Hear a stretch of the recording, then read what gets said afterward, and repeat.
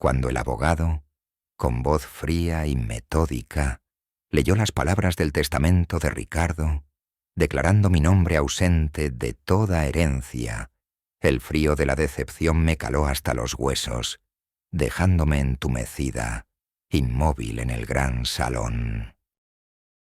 Pero la verdadera sentencia, la que me destrozaría por completo para luego reconstruirme desde lo más profundo de mi ser, fue el brillo en los ojos de mi esposo, Ricardo, un brillo de triunfo apenas velado, y la sonrisa arrogante de Valeria, mi supuesta mejor amiga, mientras ambos sostenían en sus brazos a un bebé que se decía suyo.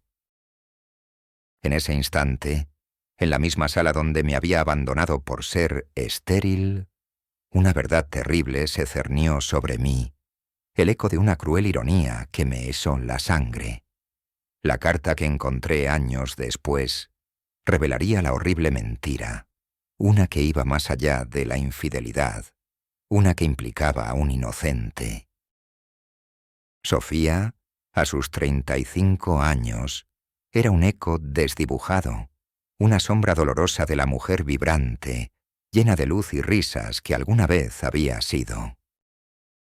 Su cuerpo, antaño esbelto y vibrante con la energía contagiosa de un espíritu libre y un amor desbordante, se había encorvado ligeramente, como si el peso colosal de la traición y la humillación pública se hubiese posado sobre sus hombros, prensándolos hasta la médula, aplastando su espíritu bajo una carga insoportable que parecía no tener fin. El brillo que solía habitar en sus ojos almendrados, de un profundo color café que alguna vez había sido elogiado por Ricardo como mis pequeños soles y por Valeria como tan expresivos, tan llenos de vida, ahora estaba velado por una pátina densa de tristeza, de un dolor insondable, de un cansancio crónico y una fatiga que no era solo física, por las noches en vela, sino del alma, una oscuridad que se le había calado hasta lo más hondo de su ser, convirtiéndola en una extraña para sí misma, apenas reconocible, ni siquiera por el espejo. Sus manos antes suaves y delicadas, acostumbradas a manipular sus pinceles con precisión en sus días de estudio de arte, lucían ahora las finas líneas y las pequeñas grietas de quien ha pasado demasiadas noches aferrándose a una almohada empapada en lágrimas, de quien ha mordido sus nudillos hasta casi sangrar para contener un grito de desesperación, sus dedos delgados y largos, marcados por el roce áspero de los papeles del divorcio y el peso insoportable de la soledad, eran el testimonio mudo de su posición más baja en la jerarquía social de los abandonados. Vestía siempre ropa sobria y descolorida, prendas de segunda mano encontradas en tiendas de caridad o rescatadas de lo más profundo de su armario, que le quedaban holgadas y descoloridas, cubiertas a menudo por una fina capa de polvo y la mugre de una vida sin rumbo. Blusas de algodón deslavado que ocultaban su pérdida de peso, pantalones, funcionales de colores neutros que contrastaban con los vibrantes tonos de su pasado, un uniforme de invisibilidad que la hacía casi imperceptible en la bulliciosa ciudad, una figura que se fundía con las sombras de los callejones y los bancos de parque, esperando pasar desapercibida, ser solo una parte del paisaje urbano que nadie veía de verdad. Cada arruga en la tela de sus prendas baratas parecía reflejar una arruga dolorosa en su propio espíritu, una herida que se negaba a cerrar, que latía con un dolor sordo y constante, pero que también contenía una historia. Su cabello castaño oscuro, que alguna vez había sido su orgullo, una melena abundante que Ricardo adoraba acariciar, ahora se encontraba descuidado, a menudo enmarañado y cubierto por una gorra vieja o un pañuelo sucio que apenas lo contenía, un reflejo visible de su negligencia personal, de su incapacidad para cuidar de sí misma cuando su alma se sentía tan oprimida por la desesperación, por la falta de un propósito.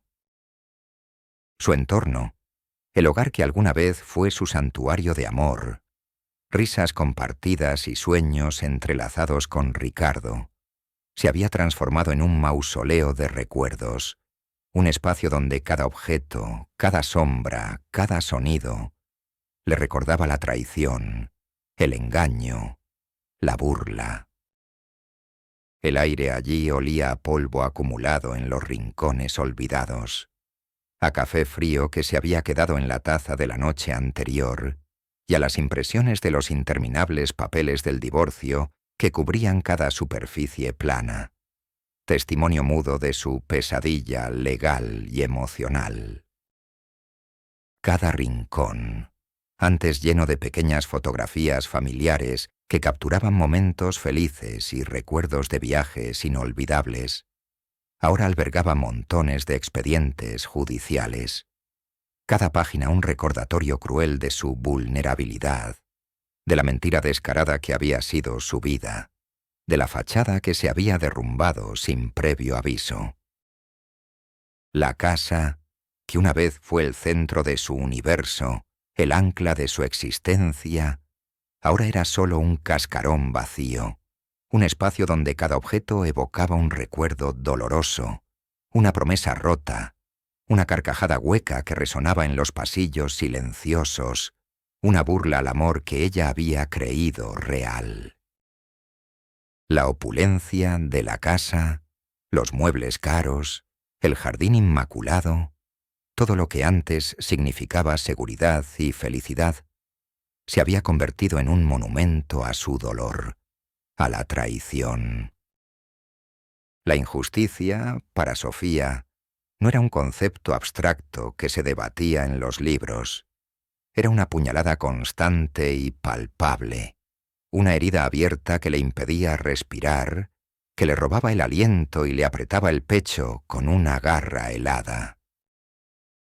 La traición de Ricardo con Valeria, su mejor amiga, había sido un terremoto que no solo había destruido su matrimonio en 1000 pedazos, sino que había demolido su confianza en las personas, su identidad, su lugar en el mundo, dejándola a la deriva en un mar de incertidumbre y dolor. La humillación era pública, se cocinaba a fuego lento en cada susurro, se reflejaba en cada mirada de lástima o de juicio, en cada rostro conocido, en cada café al que se atrevía a ir. Me habían despojado de mi maternidad, de mi sueño de ser madre, acusándome de ser estéril. Una mentira cruel que Ricardo había usado como excusa para irse. Es que ella no puede darme hijos. Se había quejado a amigos comunes, echándome la culpa de una incapacidad que yo desconocía, pero que aceptaba con una dolorosa resignación. Sus amigos, aquellos que habían compartido mesas y brindis con ella, que habían sido testigos de su amor, ahora la evitaban con descaro, o peor aún, le ofrecían una compasión que sonaba a condescendencia, una compasión que venía teñida de chismorreo, de morbo y de la cruel curiosidad humana. Pobre Sofía, qué ciega estaba, qué ingenua, decían a sus espaldas en tono de burla, y cada palabra era una punzada directa a su corazón, una estocada al alma que la dejaba sin aliento. La primera vez que se atrevió a salir al supermercado, las cabezas giraron como en una obra de teatro, los murmullos se alzaron como un coro de reproches, y sintió la vergüenza quemándole las mejillas hasta un rojo intenso, el corazón latiéndole como un tambor desbocado en su pecho. Recordaba con una claridad punzante a Laura, una amiga común de años, que la había abordado con un tono meloso, casi falsamente dulce, en el pasillo de la panadería. «Sofía, querida, Ricardo se ve tan feliz con Valeria. Ya tiene un hijo, el que siempre quiso.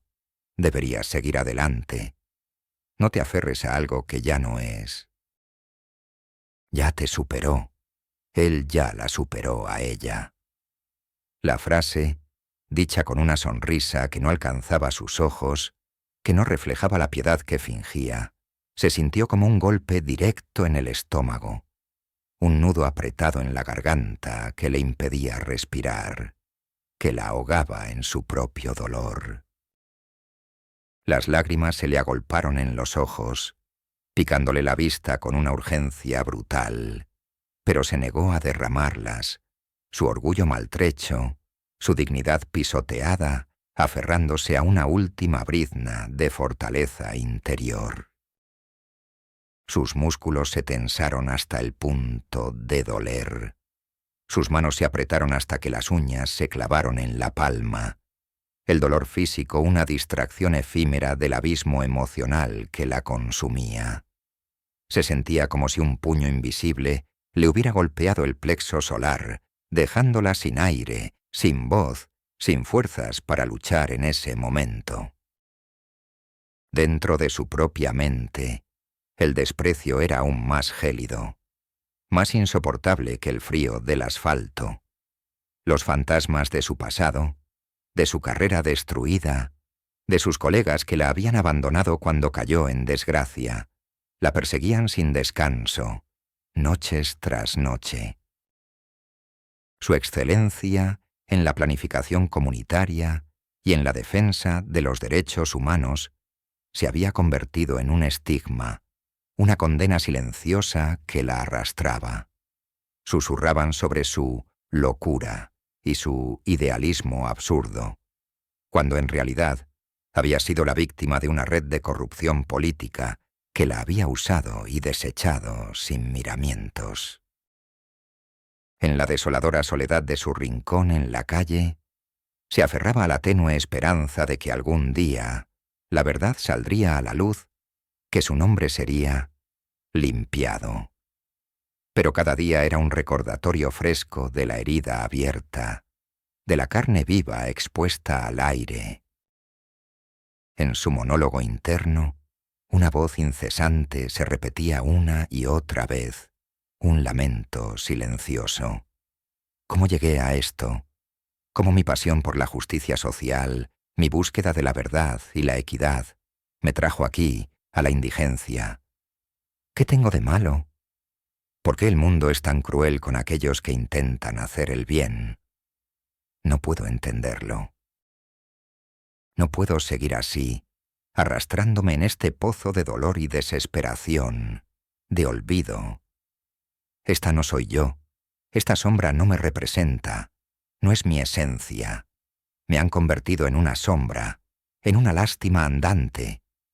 Pero esto no puede ser el final de mi historia, no puede ser el último capítulo de mi vida. Debe haber algo más. Debe haber una razón, una verdad oculta detrás de todo esto. Algo que yo no vi, algo que yo no comprendí en su momento, que llevó a mi caída. La desesperación la asaltaba en oleadas constantes, un frío intenso que le calaba hasta los huesos, seguido de una punzada de esperanza que se sentía tan frágil y efímera como el cristal, pero que se negaba a morir.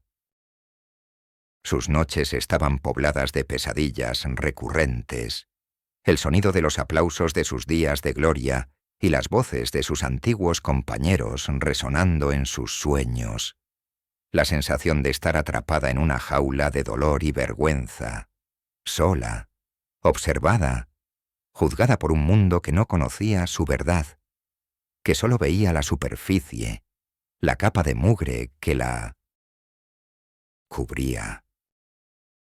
Pero lo que Ricardo, Valeria y todos aquellos que la juzgaban ignoraban por completo era el tesoro oculto que Sofía guardaba celosamente en lo más profundo de su ser. No solo su inquebrantable integridad y su bondad, que permanecían intactas a pesar de las adversidades, sino una mente prodigiosa con una memoria fotográfica excepcional para los datos médicos y un don innato para la investigación clínica y la deducción genética. Sofía no era solo una ex-investigadora de arte. En su juventud, había tenido una fascinación secreta por la biología y la genética, pasatiempo que su padre, un médico, había fomentado. Había devorado libros y artículos científicos, entendiendo con asombrosa facilidad las complejidades del cuerpo humano. Siempre había tenido una habilidad extraordinaria para detectar patrones, para conectar puntos dispersos en la información, para desentrañar secretos celulares que otros pasaban por alto. Su memoria, no solo idética para las imágenes, sino una capacidad única para recordar la disposición exacta de las palabras en un informe médico, el tipo de letra de una receta, el color de la tinta de un resultado de laboratorio, era un superpoder que pasaba completamente desapercibido bajo su apariencia de mujer abandonada y su actitud retraída. Su mente era una biblioteca viviente de conocimientos médicos y artísticos, cada hecho un libro perfectamente catalogado, esperando ser consultado, esperando que alguien le hiciera la pregunta correcta, esperando el momento de la vindicación, de la revelación que cambiaría todo. Un día, mientras Sofía organizaba los pocos objetos que le quedaban en la casa, encontró una caja de recuerdos de su matrimonio. Dentro, un álbum de fotos, cartas viejas y, en el fondo, una pequeña caja de madera.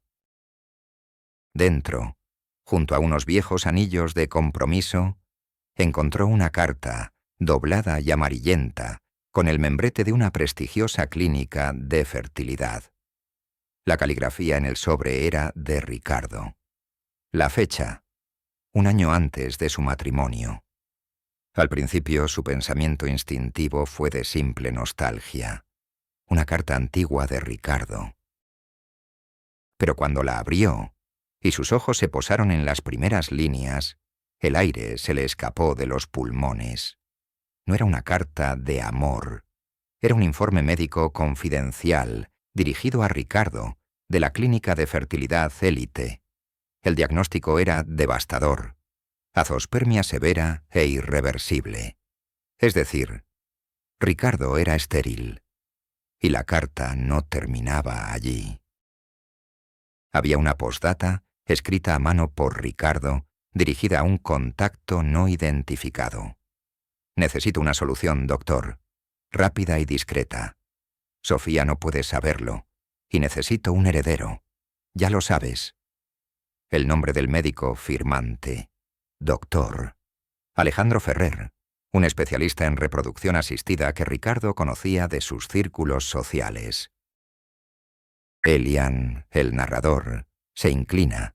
Su voz se vuelve un susurro cargado de misterio, de una emoción contenida que es casi dolor.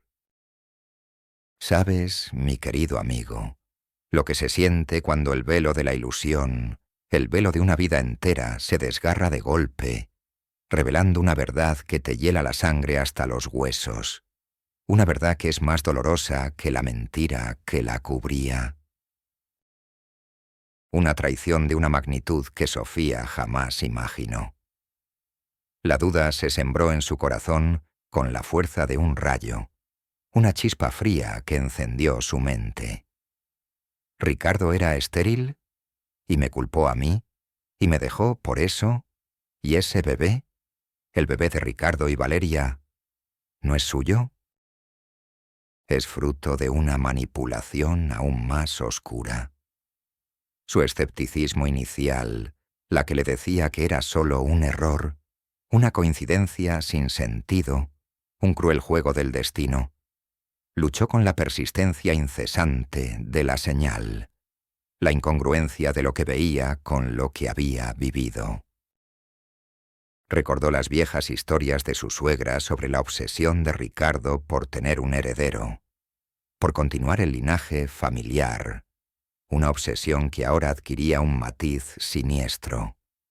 El nombre, Doctor. Alejandro Ferrer.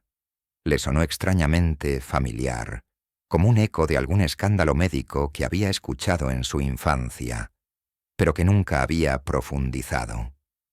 No era una simple curiosidad. Era una necesidad visceral de entender la conexión, de desentrañar el misterio de la paternidad del bebé de Valeria, y quizás de su propia caída. Los pensamientos y emociones de Sofía en ese momento fueron un torbellino, una vorágine incontrolable que la dejó sin aliento, su corazón latiéndole desbocado en su pecho frágil, una furia silenciosa que amenazaba con explotar. De la incredulidad inicial, no puede ser, es imposible. Mi esposo jamás me mentiría así. Valeria jamás sería cómplice de algo tan cruel. Pasó a una chispa de esperanza, una posibilidad aterradora y liberadora a la vez, una luz al final del túnel de su dolor. El miedo a las consecuencias de su descubrimiento, el peso de la información que ahora poseía, la abrumaba. ¿Qué hacía con esto? ¿Lo revelaba? ¿Y si la tomaban por loca, por una exesposa despechada? ¿Y si la usaban y luego la desechaban? O peor aún, la silenciaban para siempre, como si su vida no tuviera valor. La desesperación la envolvió como un sudario frío, oscuro y pegajoso, que le impedía moverse, que la asfixiaba. Se sentía completamente sola, abandonada en un desierto de secretos peligrosos, su última balsa de esperanza hundiéndose rápidamente en las aguas turbulentas de la duda y la traición. Sus manos temblaron incontrolablemente, sus dedos finos e inútiles para detener la marea de sus emociones. El nudo en su garganta le impedía respirar. Cada bocanada de aire era un esfuerzo doloroso y desesperado. El sabor a bilis se le subía a la boca, una amargura que le corroía las entrañas. La idea de que su esposo la había usado, la había humillado, la había acusado de ser estéril, sabiendo que él era el estéril, y luego había recurrido a métodos oscuros para obtener un heredero, implicando a su mejor amiga en la farsa. Era una revelación tan dolorosa que le provocó un escalofrío que le recorrió la espina dorsal, dejándola entumecida. Pero también una extraña sensación de poder, una chispa de fuego que crecía en su interior, alimentada por una sed insaciable de justicia. Pero justo en el borde de ese abismo insondable, la chispa se convirtió en una llama, una pequeña brasa que se negaba a extinguirse, alimentada por el fuego de la injusticia que había vivido y la curiosidad científica de su mente, que ahora se enfocaba en la verdad biológica. El recuerdo vívido de todas las humillaciones, de cada mirada de desprecio de Ricardo y Valeria, de cada palabra de acusación que había soportado en silencio por ser estéril, se agolpó en su mente, un torrente de dolor que se transformó en fuerza, en una sed insaciable de verdad y vindicación. No puedo quedarme callada. Esto no puede ser una simple coincidencia.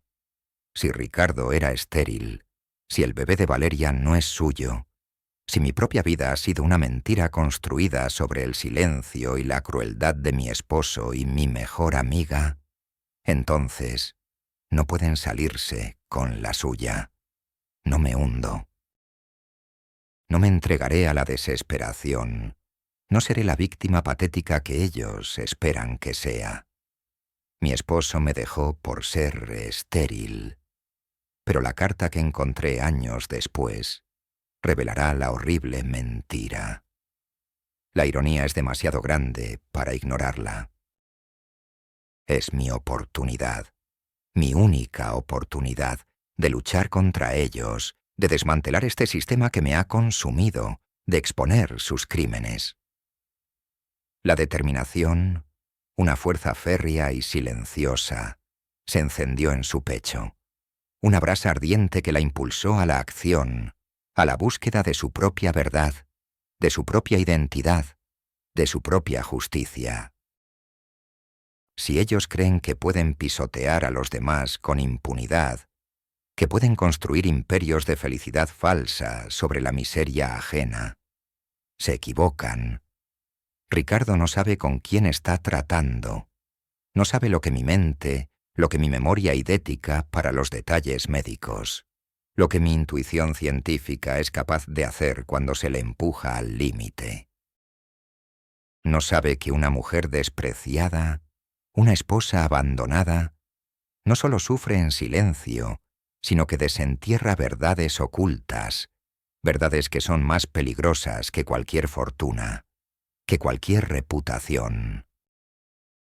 Y yo, que he sido su adorno, seré su verdugo moral. Sus ojos, antes velados por la tristeza y la desesperación, ahora brillaban con una luz gélida de resolución, con un fuego implacable. La deshonestidad de Ricardo y Valeria no será mi ruina, no será mi fin, será su perdición. Y yo seré quien desate la verdad sobre ellos, sobre su familia perfecta y sobre la mentira que esconde. Esto es solo el principio de la verdadera justicia. La promesa sellada en lo más profundo de su ser, en cada fibra de su alma, se convirtió en el motor implacable de su existencia, la brújula inquebrantable de su alma destrozada.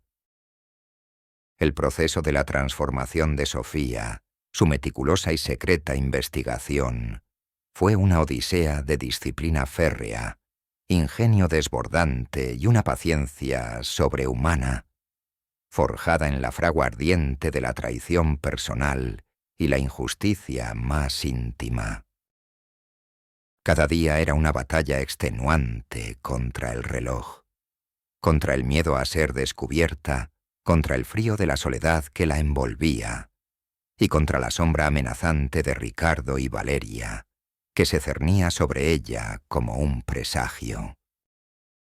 Su casa, antes un refugio de dolor y lamentaciones, se convirtió en su cuartel general clandestino, un centro de operaciones silencioso donde se gestaba la revolución de su vida y el descubrimiento de la verdad. La mesa de su cocina, antes usada para comidas solitarias y frugales, ahora estaba cubierta de libros viejos sobre genética, artículos científicos sobre reproducción asistida, copias de informes médicos confidenciales y una maraña de notas y diagramas genéticos que ella misma dibujaba en papeles robados de la basura de las oficinas médicas, intentando descifrar la conexión entre el doctor Alejandro Ferrer y el bebé de Valeria, el zumbido constante de su vieja lámpara de lectura, trabajando silenciosamente en la oscuridad de la noche mientras la ciudad dormía, era la banda sonora de su nueva obsesión, el eco de su determinación. El aroma a café rancio que ella misma preparaba y el olor a papel viejo de los documentos se mezclaban con el tenue sudor de la concentración, un ambiente que para ella era ahora tan familiar como el laboratorio de su padre. La investigación fue una obra de arte de la discreción, una danza entre las sombras y la luz. Sofía sabía, con una certeza gélida, que Ricardo, con su vasta red de contactos e influencias políticas y económicas, la vigilaría si sospechaban algo. Su poder era casi absoluto en la ciudad. Se movía por la ciudad como una sombra, utilizando sus rutinas diarias aparentemente insignificantes para pasar desapercibida, para no levantar sospechas.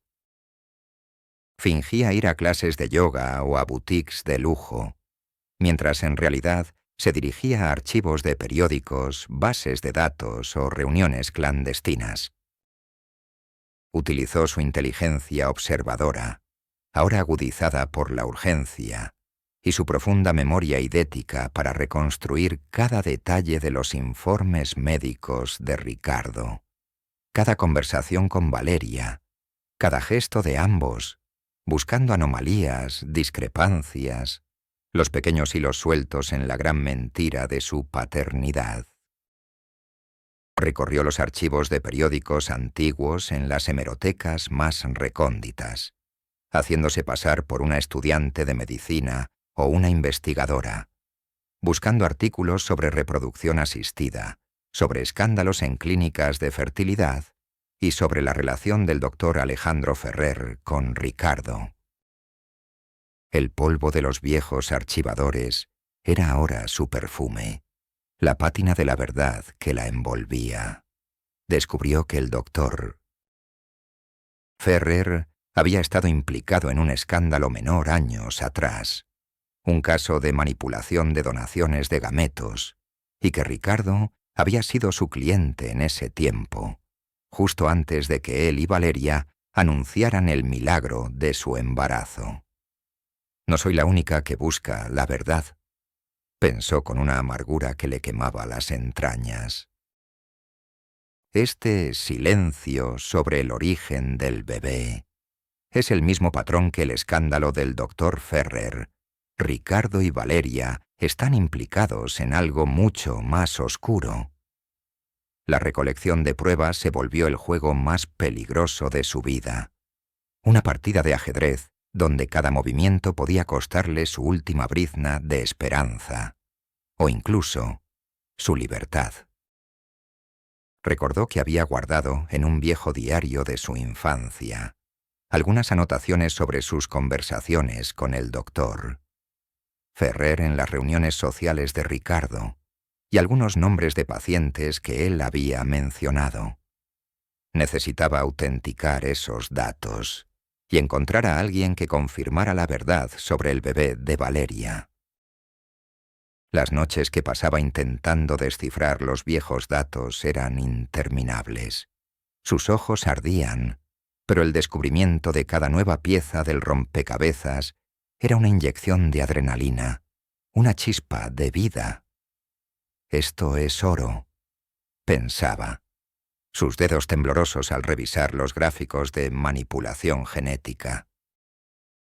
Esto no es solo un papel viejo, es la prueba de su crimen, de su avaricia.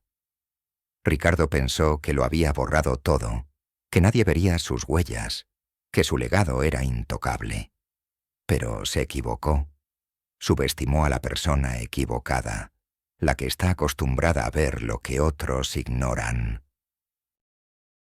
Y lo que es más irónico, él mismo, con su orgullo, me dará el escenario para desenmascararlo. Su propia arrogancia será su perdición.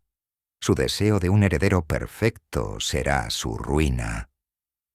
El riesgo era inmenso. Si Ricardo descubriera que ella tenía acceso a esa información, la destruiría sin dudarlo, y con ella, cualquier posibilidad de conocer la verdad.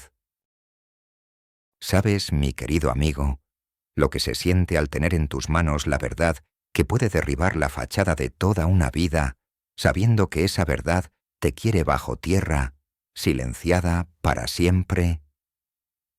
Los obstáculos fueron innumerables, cada uno una prueba de fuego para su determinación inquebrantable, un muro más en su camino. El primero fue la flagrante falta de recursos económicos propios, ya que dependía de la asignación de su divorcio. A pesar de la riqueza que la rodeaba en su antigua vida, ahora el dinero era escaso. La desesperación la asaltó en oleadas, una sensación de ahogo que la dejaba sin aire. ¿Cómo voy a financiar esto, esta locura? ¿Cómo voy a pagar a los expertos que necesito, a los que realmente pueden ayudarme a autenticar estos datos y a encontrar a la verdadera madre biológica del bebé, si es que la hay? ¿Y si no logro probar nada y solo me hundo más en la miseria y el descrédito, perdiendo mi única esperanza? La frustración la quemó por dentro, un fuego inútil, pero que la impulsaba a seguir. Esto es lo que quieren, que me rinda por agotamiento, por desesperación, que me hunda en mi propio dolor. Pero no lo haré, no lo haré. Mi verdad lo vale todo. Mi esposo me dejó por ser estéril, pero la carta que encontré años después revelará la horrible mentira, y esa mentira será su caída y mi ascenso. Superó este obstáculo vendiendo algunas de las joyas que le había regalado su abuela, piezas heredadas que tenían valor sentimental, pero que ahora significaban libertad. Cada venta una punzada de dolor, un desapego forzado de su pasado de privilegio, pero también una reafirmación de su propósito inamovible. Otro retroceso significativo llegó cuando Valeria, instigada por Ricardo, comenzó a interrogarla sobre sus curiosas salidas a la biblioteca y sus obsesiones con los archivos viejos. Un día, Valeria la confrontó en un café. «Sofía, Ricardo está molesto.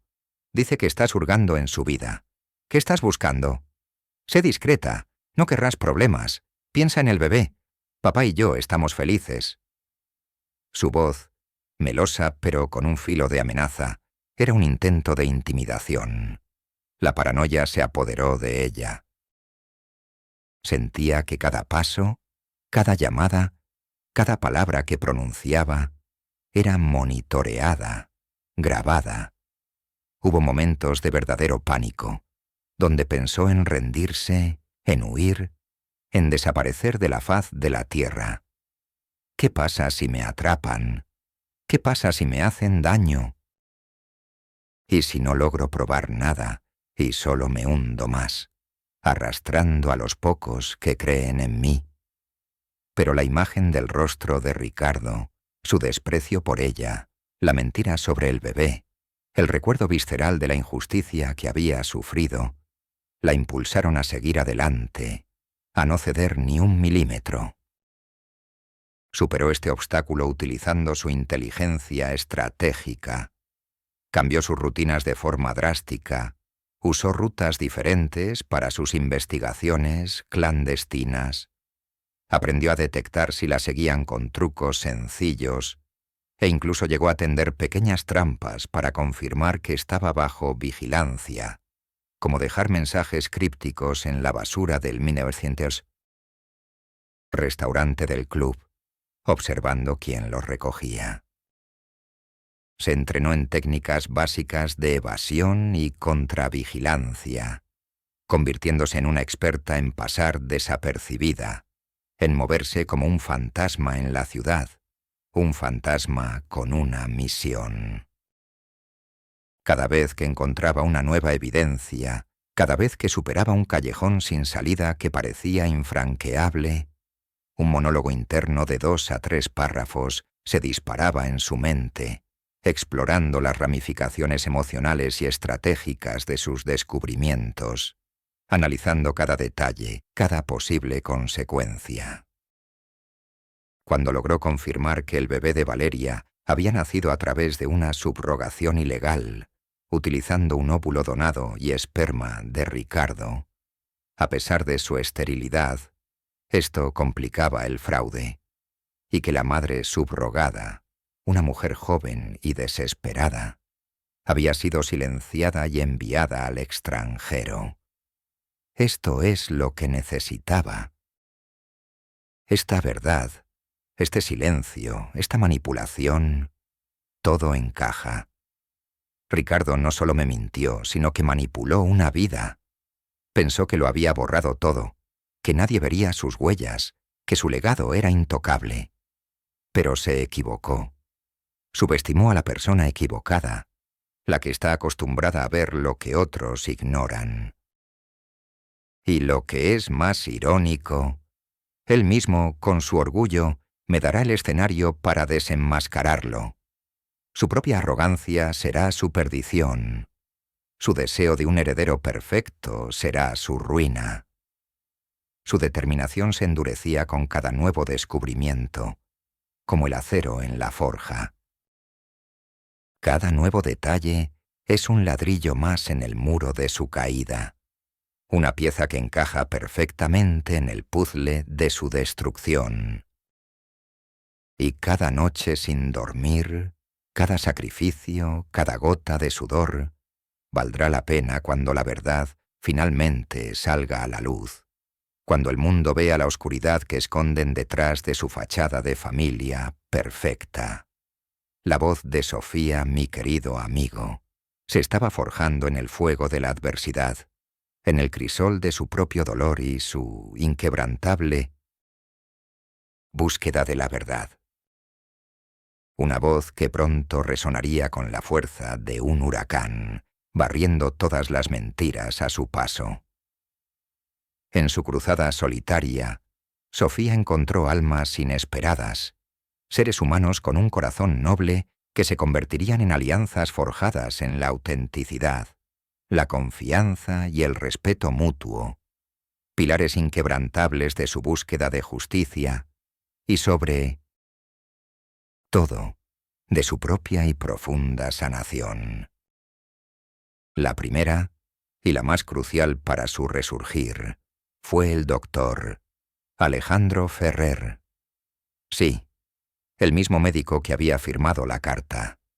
No, no era un cómplice. Había sido forzado.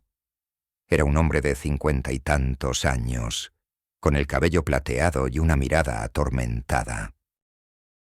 Había sido un médico ético, pero Ricardo lo había extorsionado para que ocultara su esterilidad y le proporcionara un contacto para una subrogación ilegal, amenazando con destruir su carrera.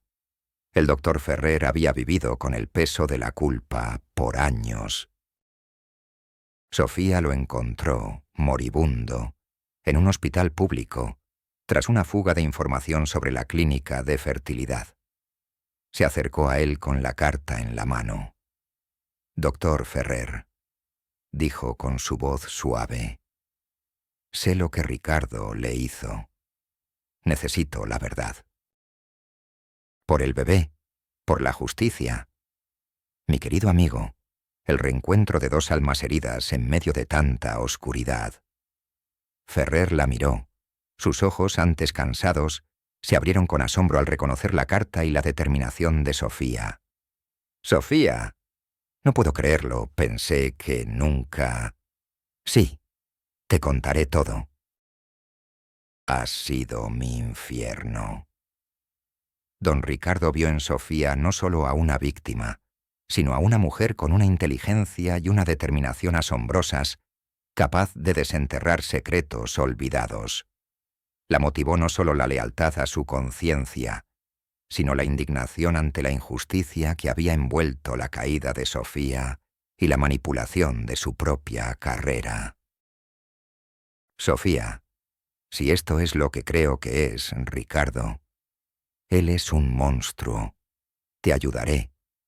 Será mi última obra, mi último servicio a la verdad y a la justicia». Desde ese día, el doctor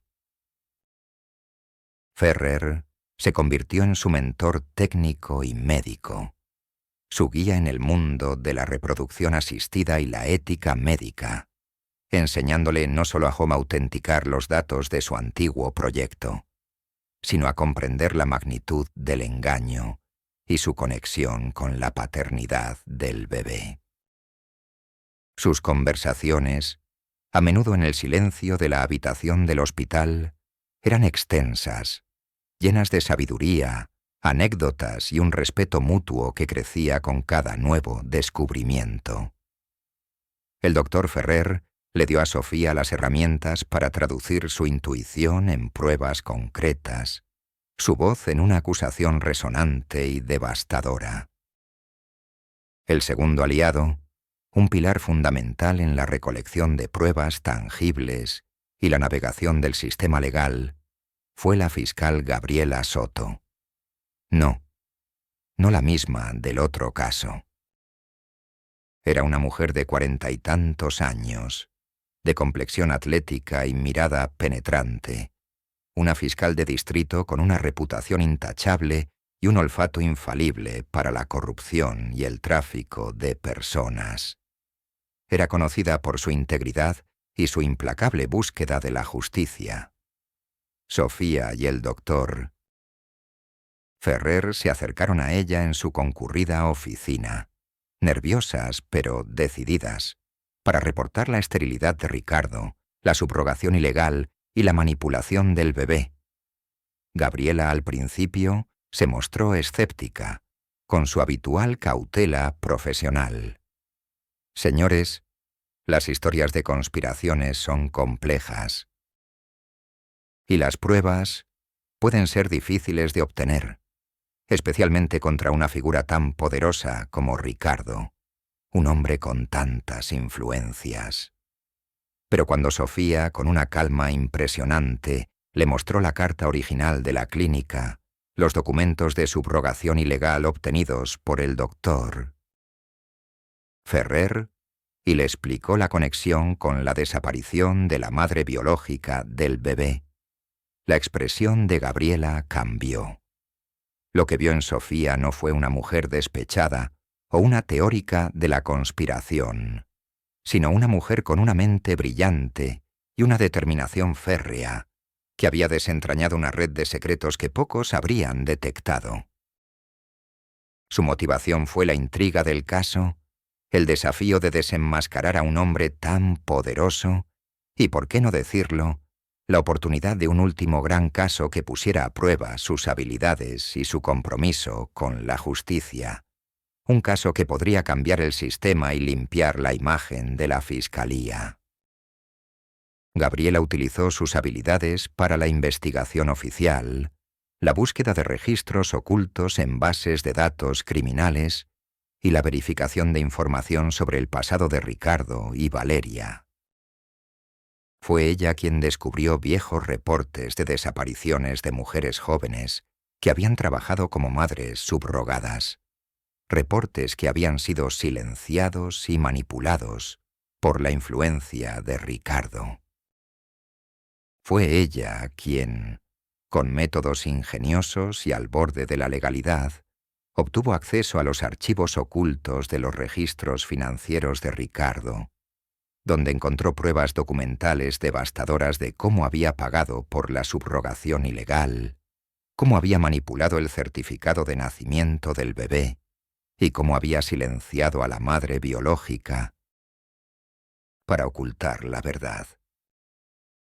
Las conversaciones con Gabriela eran directas y al grano, sin rodeos, pero su eficiencia y su lealtad, una vez ganada, eran inquebrantables, silenciosas como su trabajo.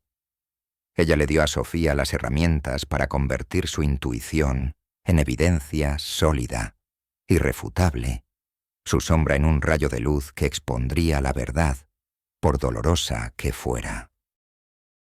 La confianza entre ellos se forjó en el riesgo compartido, en la complicidad de la noche y en la convicción de que estaban luchando por una causa justa, por la verdad, por los que no tenían voz y por un inocente.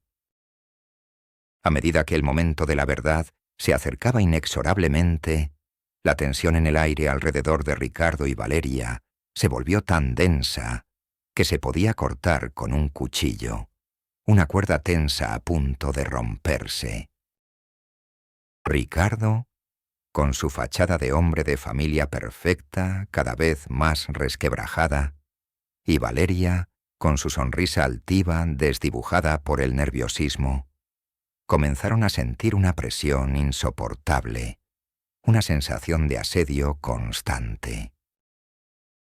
Sus usuales llamadas telefónicas a sus poderosos contactos se volvieron más cortas, más frenéticas y llenas de frustración. Sus abogados, que antes los adulaban y les aseguraban impunidad, ahora los veían con una mezcla de cautela, de fastidio y de una creciente desesperación. La paranoia, un monstruo que habitaba en los recovecos de sus mentes superficiales, comenzó a desatarse sin control, alimentada por los rumores crecientes de una investigación sobre la paternidad del bebé, aunque no sabían de dónde venía, quién era el artífice de su caída. ¿Quién está moviendo los hilos? Esto es imposible. Es una campaña de desprestigio. Es Sofía, esa loca que no acepta su esterilidad, gritaba Ricardo a su abogado, su rostro enrojecido, sus venas hinchadas en el cuello, sus ojos inyectados en sangre. Valeria, con sus nervios a flor de piel, sus uñas mordidas hasta el punto de sangrar, solo podía encogerse de hombros, su sonrisa perpetua ahora una mueca forzada, una mueca de terror. La primera confrontación menor llegó una semana antes del evento final.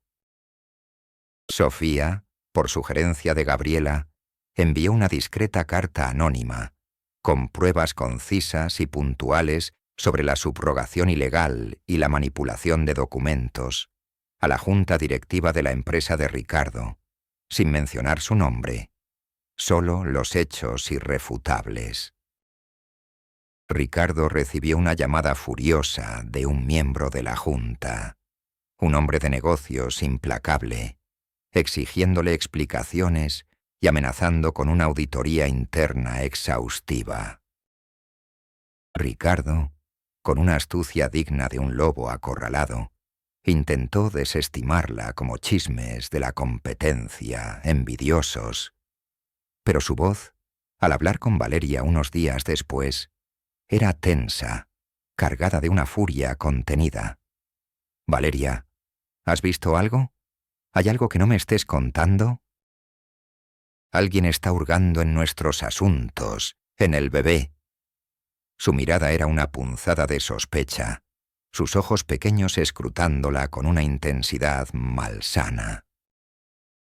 Sofía, que casualmente los escuchó mientras se acercaba al edificio de Ricardo, disfrazada de repartidora, sintió un escalofrío de miedo, un nudo apretado en el estómago que amenazaba con ahogarla. Pero supo que no podía titubear, no ahora.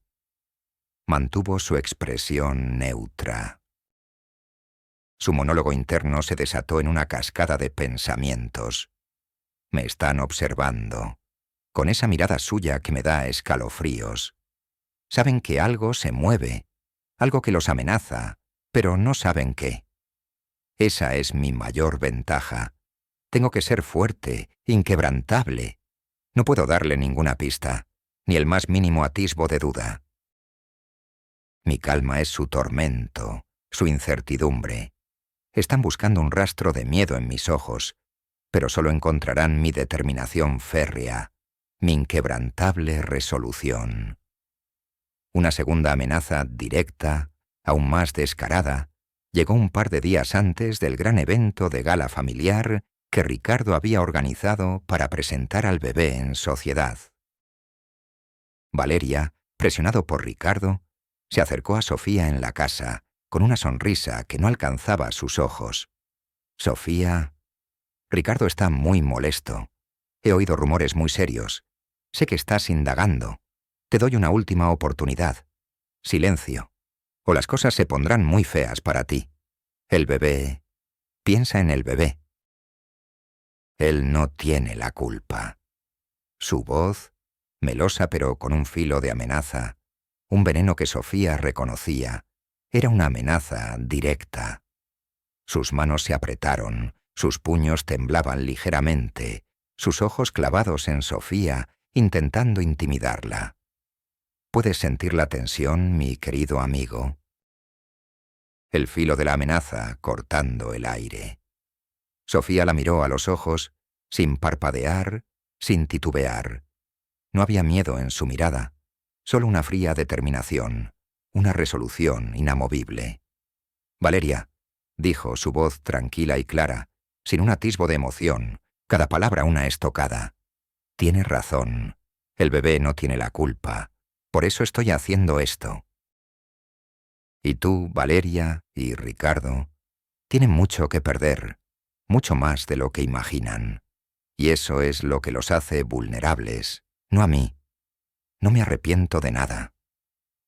Su respuesta, concisa y sin titubeos, sorprendió a Valeria hasta el tuétano, quien se quedó pálida, su rostro desencajado por el asombro y el terror. Su arrogancia se desmoronó por un instante, revelando una desesperación abismal, un abismo de miedo. Se dio la vuelta y se alejó rápidamente, como si el aire alrededor de Sofía la quemara, como si su sola presencia fuera un fuego purificador. La paranoia de Ricardo y Valeria era creciente. Sabían que el suelo bajo sus pies se estaba desmoronando a cada segundo, pero no podían identificar la grieta, el epicentro del terremoto. El monólogo interno de Sofía en esos momentos era clave para su extensión. Un análisis estratégico en tiempo real. Su evaluación de riesgos, su determinación inquebrantable. Están desesperados. Sus acciones son las de un animal acorralado, un depredador que se ha convertido en presa. Esto es la señal inequívoca de que estamos muy cerca, a centímetros de la verdad. Si retrocedemos ahora, si flaqueo, ellos ganan. Y eso no lo voy a permitir, ni por un segundo. Esto es por mí, por mi dignidad, por la verdad, por la justicia que se me ha negado. Mi esposo me dejó por ser estéril, pero la carta que encontré años después revelará la horrible mentira. Esta es la ironía que los derribará. La batalla final estaba a punto de desatarse, y Sofía estaba lista, preparada para desatar la tormenta perfecta, para el acto final de su vindicación. El clímax estalló en el más esperado de los escenarios para la alta sociedad. La fastuosa fiesta de presentación en sociedad del bebé de Ricardo y Valeria, celebrada en el gran salón de la mansión familiar. El ambiente era de celebración, con globos, dulces y risas forzadas de los invitados. Ricardo, con el bebé en brazos y una sonrisa radiante, y Valeria, deslumbrante en un vestido de seda, eran los anfitriones, recibiendo felicitaciones y posando para las fotos. Mi querido amigo, casi puedes oler el perfume caro, el aroma de las flores y la falsedad que impregnaba el aire. Sofía, con una elegancia sobria, ataviada con un vestido discreto pero impecable que había comprado con sus ahorros, y una calma gélida que desmentía el huracán en su interior, había logrado entrar como una invitada anónima, casi invisible, gracias a la astucia de Gabriela. Su corazón latía con un ritmo constante, un tambor de guerra silente, cada latido un eco de la verdad que estaba a punto de desatarse, de la que ella era la mensajera. El momento culminante llegó cuando Ricardo, con un micrófono en la mano y una sonrisa de autosuficiencia, se preparaba para dar un discurso grandilocuente sobre la felicidad de su nueva familia y el milagro del nacimiento de su hijo. Valeria estaba a su lado, asintiendo complaciente.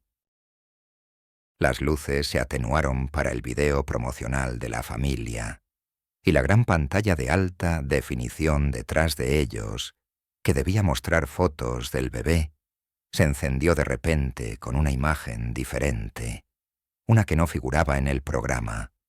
No eran fotos familiares, sino el informe médico confidencial del doctor Ferrer, revelando la zoospermia severa e irreversible de Ricardo. Luego, la pantalla cambió, mostrando una serie de documentos aún más impactantes. El certificado de nacimiento original del bebé, con el nombre de la madre biológica, la madre subrogada, un nombre diferente al de Valeria. Luego, extractos de cuentas bancarias y correos electrónicos que vinculaban a Ricardo y Valeria con pagos a la clínica de fertilidad ilegal y con pagos a la madre subrogada para que desapareciera.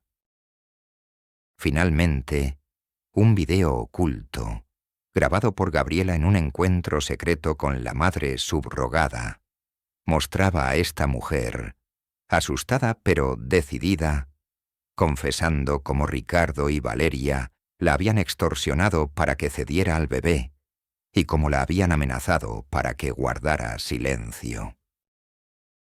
Las reacciones fueron instantáneas, un cataclismo de emociones puras que estalló en tiempo real, una ola sísmica de conmoción.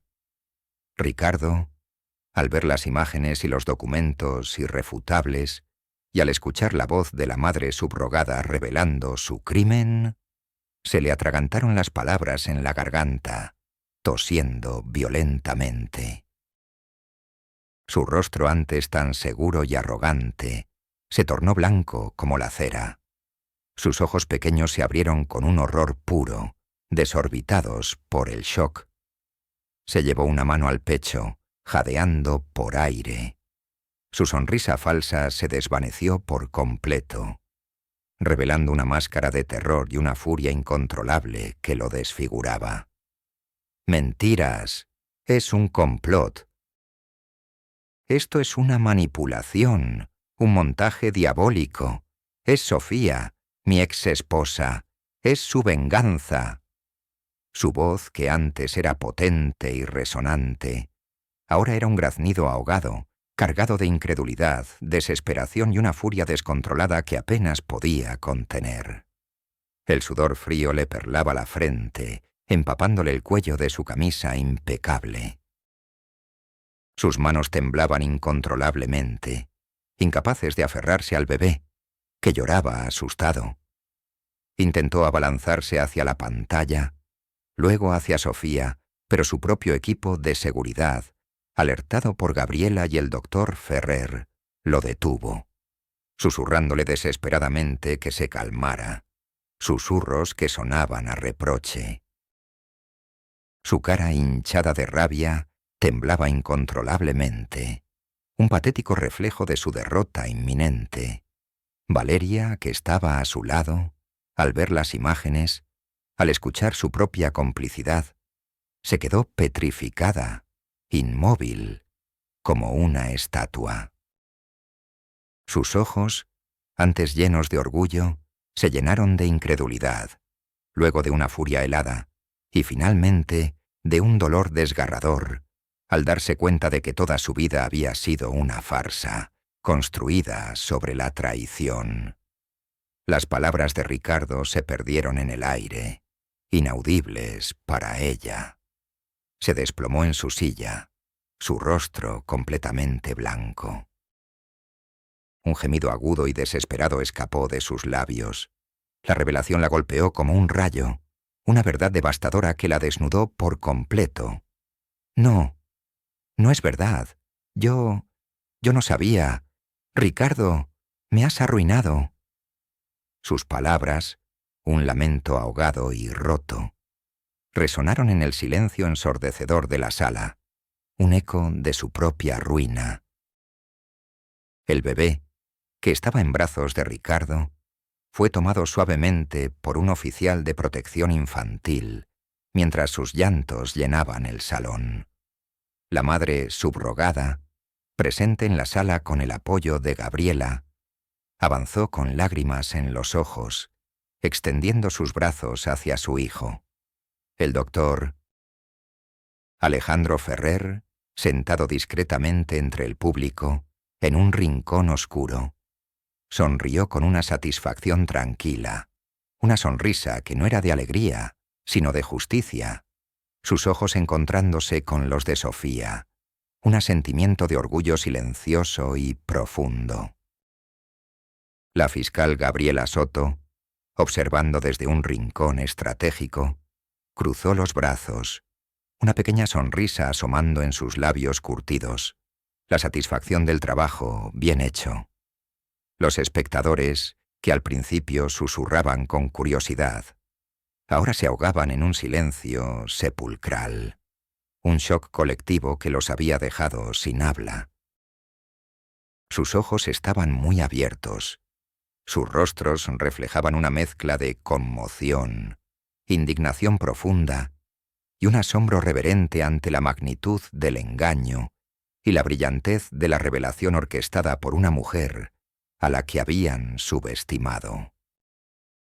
Los periodistas garabateaban frenéticamente en sus libretas, sus cámaras capturando cada reacción, cada matiz de la caída de los poderosos, cada fragmento del drama.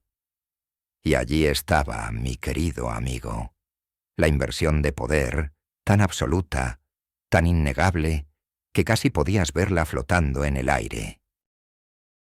La balanza se inclinó, y esta vez lo hizo para siempre. Sofía, con una elegancia que emanaba de su interior, una luz propia que no necesitaba adornos, se acercó lentamente al podio, con una serenidad que contrastaba brutalmente con el caos desatado a su alrededor. Su voz, clara y firme, resonó por encima de los murmullos de la multitud, un martillo de la verdad que golpeaba sin piedad. Ricardo y Valeria, y todos los presentes. La verdad, como el agua, siempre encuentra su cauce, no importa cuánto se intente reprimirla. Mi esposo me dejó por ser estéril, una mentira cruel para encubrir la suya propia. Usted, Ricardo, es estéril, y manipuló una vida inocente para crear una fachada de familia perfecta. Ustedes, Ricardo y Valeria, robaron un bebé de su verdadera madre y lo criaron bajo una mentira. Pero mi acto de buscar la verdad desenterró su deshonestidad más profunda. La verdad es que la vida no se compra y el amor no se construye sobre mentiras. Su mirada gélida y penetrante se clavó en los ojos desorbitados de Ricardo. Usted me dejó por una mentira, y hoy esa mentira lo ha derribado. La ironía es un plato que se sirve frío. Y hoy, Ricardo, lo está saboreando. Y Valeria, tu complicidad te costó más que cualquier amistad. Sus palabras, concisas y llenas de una autoridad recién descubierta, una autoridad que le venía de la verdad y la justicia, resonaron como el veredicto final, un juicio más poderoso que cualquier martillo. Las consecuencias inmediatas fueron el caos total. Mientras Ricardo intentaba balbucear excusas incoherentes, suplicando, y Valeria se derrumbaba en llanto histérico, agentes de policía, discretamente alertados por la fiscal Gabriela, irrumpieron en el evento. Ricardo fue arrestado en el acto, su rostro desfigurado por la rabia impotente y una desesperación que lo reducía a un hombre patético, un fantoche de su propia ambición. Valeria fue también detenida por complicidad en el fraude y el tráfico de personas, su rostro desencajado. El doctor Alejandro Ferrer, aunque arrestado por su participación obligada, recibiría un trato más favorable por su colaboración. La humillación pública era total, transmitida en vivo para que todo el país la viera. Un espectáculo dantesco que la prensa no tardaría en devorar. La caída del imperio de Ricardo y la fachada de su familia perfecta había comenzado, desmantelado pieza a pieza por la mujer a la que habían subestimado y a la que creyeron destruir. La caída de Ricardo y Valeria fue un descenso a los infiernos, un torbellino de ruina legal, social y profesional que fue tan implacable y meticuloso como la ascensión de Sofía había sido ardua y planificada. No fue solo un arresto fugaz, fue la demolición total y absoluta de sus vidas, de su fachada de respetabilidad, de todo lo que creían ser. Las ramificaciones legales se extendieron como una enfermedad virulenta por todo el país, desenmascarando una red de corrupción, fraude, manipulación de documentos y tráfico de personas que abarcaba años. Las pruebas irrefutables presentadas por Sofía, respaldadas por la pericia del doctor. Alejandro Ferrer y la estrategia legal de la fiscal Gabriela Soto se tradujeron en cargos graves por fraude masivo, supresión de información médica vital, blanqueo de dinero, falsificación de documentos y conspiración criminal para adquirir un hijo. Los juicios que siguieron fueron un espectáculo mediático que duró meses. Cada detalle sórdido de la ambición desmedida y la traición despiadada de Ricardo y la complicidad de Valeria, expuestos sin piedad ante la opinión pública, sin filtro alguno. Los titulares de los periódicos y los noticieros televisivos no hablaban de otra cosa que del fraude de la fertilidad y de la heroína de la verdadera maternidad, como apodaron a Sofía, su nombre resonando en cada hogar, en cada esquina, en cada tertulia. Ricardo, el esposo que había manipulado la ley y a su propia esposa a su antojo durante años, el que se creyó invencible, se encontró desarmado y vulnerable ante la avalancha de pruebas que él mismo había ayudado a generar. Sus abogados, los mejores del país, que antes lo adulaban y le aseguraban impunidad, lo abandonaron uno a uno al ver la imposibilidad de defender lo indefendible, su reputación en juego. Su fortuna, amasada ilícitamente sobre el engaño y la adquisición ilegal de un heredero, fue incautada en su totalidad por orden judicial.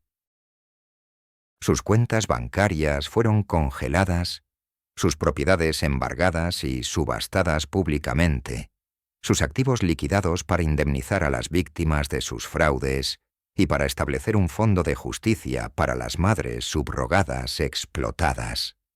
El millonario que se había jactado de su riqueza lo perdió todo, hasta el último céntimo. La ruina social de Ricardo fue incluso más devastadora que su caída financiera. Aquellos que una vez lo adularon y buscaron su favor, ahora lo evitaban como la peste, como si su sola presencia fuera contagiosa. Los mismos amigos de la alta sociedad que habían cenado en su mesa y reído sus chistes, lo repudiaron sin piedad, avergonzados de haber sido asociados con un criminal convicto. Su nombre se convirtió en sinónimo de engaño, su reputación en cenizas. Los periódicos publicaban caricaturas de él como una figura avariciosa y sin escrúpulos. Sus redes de apoyo, construidas sobre el dinero y el poder, se desmoronaron por completo, dejándolo solo y aislado en un mundo que lo había escupido con vehemencia. El castigo para Ricardo fue ejemplar, una justicia poética. Fue condenado a una larga pena de prisión por la magnitud y la crueldad de sus crímenes. Las escenas de su nueva realidad eran desoladoras, un contraste brutal y humillante con su antigua vida de lujos desmedidos. El hombre que había disfrutado de champán francés y caviar, ahora comía rancho insípido en un comedor común de la prisión. Su piel otrora cuidada y radiante, ahora pálida y enfermiza, su arrogancia reducida a la mirada vacía de un animal enjaulado. Los barrotes fríos y el silencio opresivo de la celda reemplazaron las sábanas de seda y las vistas panorámicas desde su mansión. Se le veía débil, frágil, sus gestos antes dominantes, ahora nerviosos y sumisos. Las peleas con otros reclusos, la desesperación en sus ojos, la pérdida total de su poder en un mundo donde su apellido ya no significaba nada, todo ello era la cruda manifestación de su degradación. Sofía a veces recibía, a través de Gabriela, informes discretos sobre su estado, y aunque no sentía alegría sádica, sí una quietud serena, la satisfacción de ver la balanza equilibrada. Era el precio de sus crímenes, pagado en aislamiento, humillación y el reconocimiento final de su insignificancia. Valeria, por su parte, aunque no enfrentó cargos criminales tan graves como Ricardo, sufrió una caída social y emocional devastadora.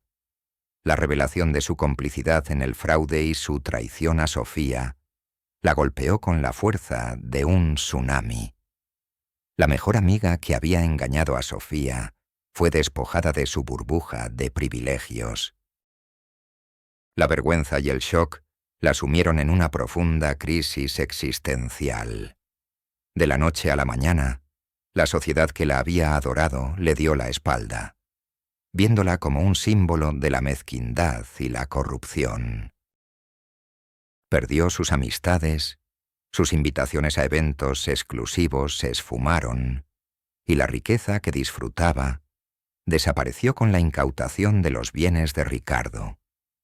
Tuvo que mudarse a un apartamento modesto en un barrio anónimo, y se encontró sin las habilidades para valerse por sí misma, sin saber cómo enfrentar el mundo real sin su posición. Las escenas de su degradación eran conmovedoras. La mujer que había desfilado joyas y ropa de diseñador ahora usaba ropa sencilla y gastada, sus ojos llenos de tristeza y confusión, buscando una redención que no llegaría. ¿Sabes, mi querido amigo, la tragedia de esto? La amiga, víctima indirecta de su propia debilidad y avaricia, despojada de su autoridad y su fachada, obligada a enfrentarse a la cruda realidad de sus acciones. Y allí estaba Sofía, observándola, el corazón de una mujer que había sanado latiéndole con una mezcla compleja de dolor pasado y una compasión recién descubierta, una compasión que no era lástima, sino comprensión. En cuanto al bebé, que había sido el centro de la cruel mentira, fue entregado a su madre biológica, la mujer subrogada, quien, con el Sintermenois, apoyo de Sofía y la Fundación de Derechos Humanos de Gabriela, pudo recuperarse del trauma y criar a su hijo en un entorno seguro y amoroso. Sofía, la mujer que había sido arrojada al abismo de la injusticia y la subestimación, ascendió con la fuerza imparable de un fénix renacido de sus propias cenizas, su triunfo resplandeciente y su ascenso meteórico, no solo material, sino espiritual. Su vindicación no fue solo legal, un mero reconocimiento de su inocencia.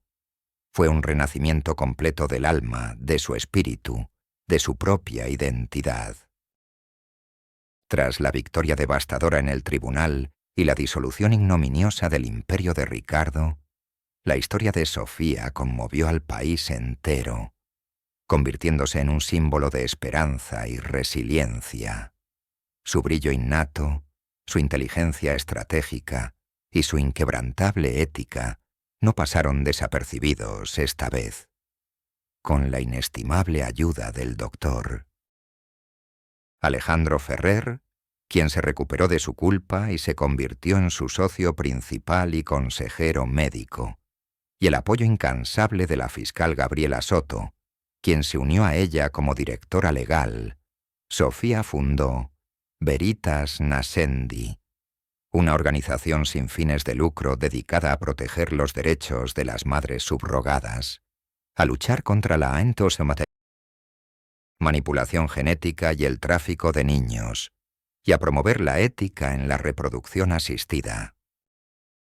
Su oficina, en un moderno y transparente edificio en el corazón del distrito cívico, no era un monumento a la ostentación o al poder, sino un símbolo de la honestidad y la visión que defendía.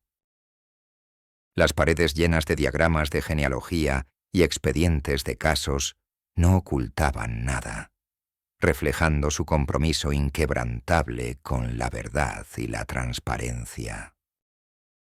Su riqueza, ahora considerable y legítimamente amasada gracias a los bienes incautados a Ricardo, que ella no tocó para sí misma, sino que invirtió íntegramente en su fundación para maximizar su impacto, era un medio, no un fin, una herramienta poderosa para hacer el bien y para asegurar que nadie más tuviera que pasar por lo que ella había vivido, para que su dolor sirviera ante un propósito mayor.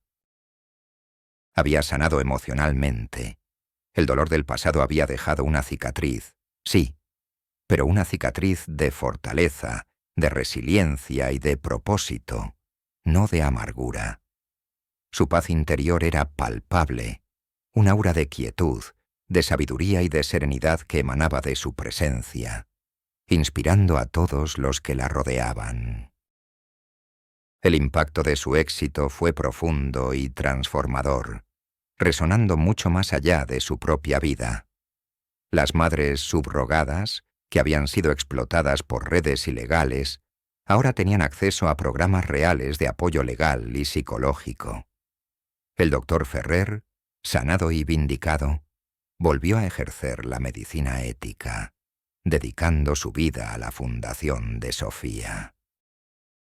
Su padre, el médico que la había subestimado, y su madre, que había dudado de ella, la buscaron y la abrazaron con admiración y arrepentimiento. Sofía los recibió con una gracia serena, sin reproches, solo con la satisfacción de haber probado su inocencia y su fortaleza. Les proporcionó estabilidad y tranquilidad, no por obligación, sino por el amor que aún sentía por sus lazos de sangre. ¿No es esto, mi querido amigo, la más dulce de las victorias? No la destrucción de lo que te hirió, sino la construcción de algo nuevo, de un puente hacia un futuro mejor, cimentado en la verdad y el amor. Pero la verdadera manifestación de su triunfo, el pináculo de su resurgir, fue su legado filantrópico. Sofía fundó la Red de Madres Valientes, dedicada a brindar apoyo legal y psicológico a mujeres que, como ella, habían sufrido la manipulación en el ámbito de la fertilidad, el despojo de sus hijos o la ocultación de su verdadera maternidad. No solo ofrecía ayuda legal y asesoramiento, sino programas de empoderamiento personal, talleres de autoestima y acceso a redes de apoyo, para que pudieran reconstruir sus vidas y encontrar su propia voz, su propio poder. Se convirtió en una oradora inspiradora, una voz poderosa en la lucha por la ética en la reproducción asistida y la dignidad humana, inspirando a miles con su historia, su resiliencia y su inquebrantable fe en el ser humano. Recorría el país, dando conferencias y seminarios, compartiendo su historia sin filtros, y cada palabra suya era un faro de esperanza para aquellos que se sentían invisibles, aplastados por las circunstancias o perdidos en el dolor de la injusticia. Los reencuentros significativos, aunque agridulces y cargados de un pasado doloroso, fueron inevitables y profundamente reveladores. Un día, Sofía se encontraba en una prestigiosa conferencia sobre ética en la reproducción, organizando un nuevo programa de apoyo para madres subrogadas. Mientras se movía con gracia entre la multitud, una figura familiar se acercó, vacilante, una sombra de lo que había sido. Era Valeria, su ex mejor amiga, que había cumplido su condena. Valeria, ahora una sombra de lo que fue, sus ojos vacíos y su rostro marcado por el arrepentimiento y las noches sin dormir, había perdido su brillo, su confianza, y trabajaba en un empleo humilde y anónimo. Valeria la miró con una mezcla de vergüenza abrumadora, admiración silenciosa y un arrepentimiento tardío que se reflejaba en sus ojos hundidos. «Sofía, no puedo creer lo que has logrado. Yo lo siento mucho. Por todo. Por el daño que te hice. Por mi envidia y mi crueldad. Siempre te subestimé. Y ahora soy yo la que está abajo. Y tú, la que brilla». Su voz era apenas un susurro, cargada de una humildad que Sofía nunca le había conocido. Sofía la miró, no con rencor ni con ira, sino con una serenidad que la había sanado por completo. «Valeria», dijo su voz tranquila y firme, «el camino es largo, y el perdón es un proceso personal. Pero siempre hay una oportunidad para redimirnos y para construir una nueva vida. Si estás lista para trabajar en ti misma, en tu propia verdad, mi fundación tiene programas de apoyo que podrían ayudarte a reintegrarte en la sociedad y a encontrar tu propio valor». No hubo palabras de perdón explícitas, porque no eran necesarias. La aceptación en su mirada, la oferta de ayuda, el gesto de comprensión, lo decían todo. La vergüenza en el rostro de Valeria se transformó en una tenue chispa de esperanza, una admiración silenciosa por la mujer en que se había convertido Sofía.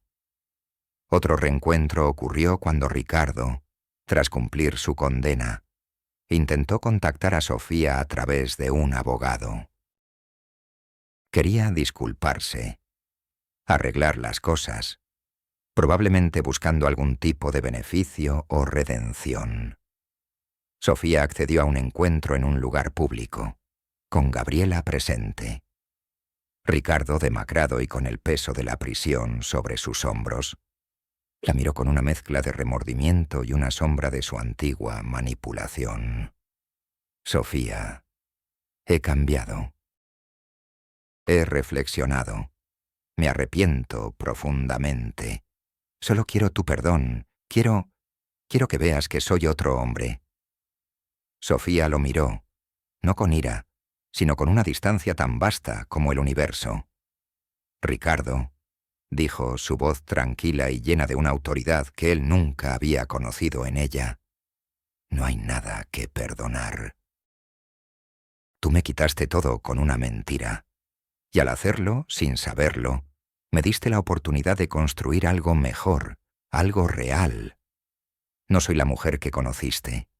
Ahora soy otra persona, una que tú jamás podrás alcanzar». No hubo reconciliación. No hubo vuelta atrás.